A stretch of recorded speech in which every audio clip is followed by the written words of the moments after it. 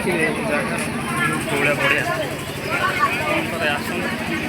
ଗୋଟେ ଦୋକାନୀ ସେଇମାନେ ଭୋଗ କରୁଛନ୍ତି, ଗୋଟେ ଲୋକର ସମାଗମ ବହୁତ ବଢ଼ିଆ।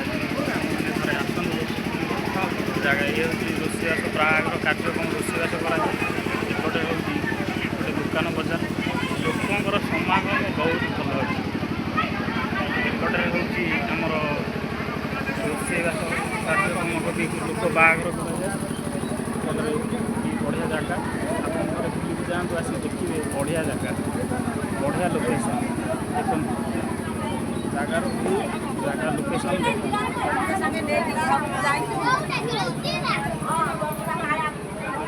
ଇଏ ହେଉଛି ବାବାଙ୍କର ମନ୍ଦିର, ବଢ଼ିଆ ଜାଗା। ଆପଣ ଲୋକେସନ୍ ଆସନ୍ତୁ, ବୁଲିକି ଯିବେ, ଲୋକଙ୍କର ମନ ଭର୍ତ୍ତି ହେଇଯିବ।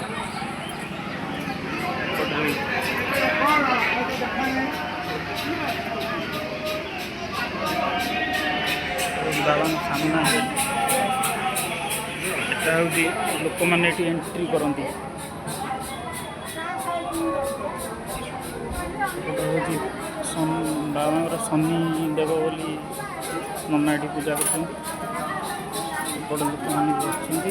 ଏପଟେ ହେଉଛି ବାବାଙ୍କ ମନ୍ଦିର, ଆସନ୍ତୁ ଥରେ ବୁଲିକି ଯିବେ। ଏ ଜାଗାରେ ଭର୍ତ୍ତି ମନ୍ଦିର, ଏପଟେ ପୂଜା ହେଉଛି, ପୂଜାର କାର୍ଯ୍ୟକ୍ରମ ଦେଖନ୍ତୁ।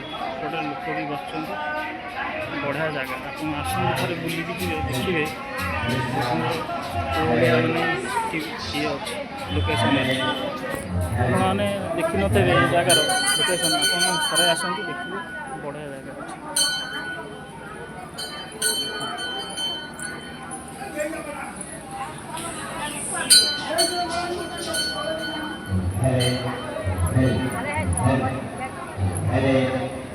ବଢ଼ିଆ ଜାଗାଟି ହେଇଛି ତ ଖରା କାଟୁଛି ପ୍ରବଳ, ଭିଡ଼ିଓ କରିବାକୁ ଗୋଡ଼ ତାତି।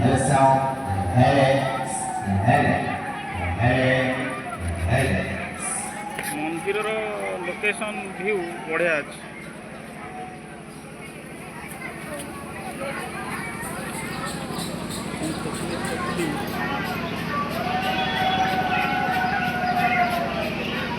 ବଢ଼ିଆ ଜାଗା, ଆପଣମାନେ ଆସନ୍ତୁ। ଆପଣ ଦେଖିନଥିବେ, ଆପଣ ଭିଡ଼ିଓ ମାଧ୍ୟମରେ ଦେଖାଉଛି, ଦେଖନ୍ତୁ ବଢ଼ିଆ ଲୋକେସନ୍। ଆମେ ସବୁ ଜାଗାରେ ସବୁ ଗଳିକନ୍ଦିରେ ଯେକୌଣସି ମନ୍ଦିର ଇଏ ଅଛି ଆମେ ଦେଖିବା ପାଇଁ ଚେଷ୍ଟା କରିବୁ। ଆପଣ ଦେଖନ୍ତୁ, ଆସନ୍ତୁ ଥରେ ଦେଖନ୍ତୁ, ଲୋକଙ୍କର ସମାଗମ ବହୁତ ବଢ଼ିଆ ଅଛି।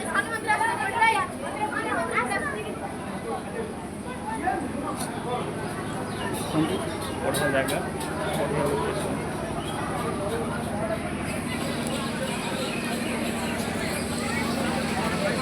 ଏପଟରେ ହେଉଛି ଲୋକଙ୍କର ଫୋନ୍ କଲେ ଲୋକ ଏପଟରେ ଏଣ୍ଟ୍ରି କରନ୍ତି।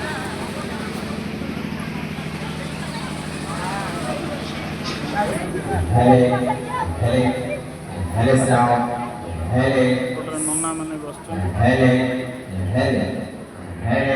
ଏପଟରେ କାର୍ଯ୍ୟକ୍ରମ ଅନୁଷ୍ଠାନ କରୁଛନ୍ତି ତାଙ୍କ ବାହାଘର।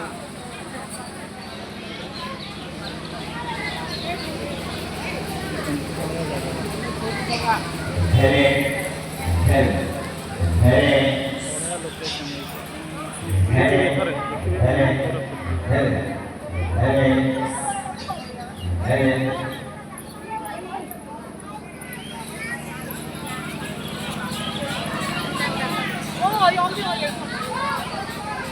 ବଢ଼ିଆ ଜାଗା, ବଢ଼ିଆ ଭ୍ୟୁ।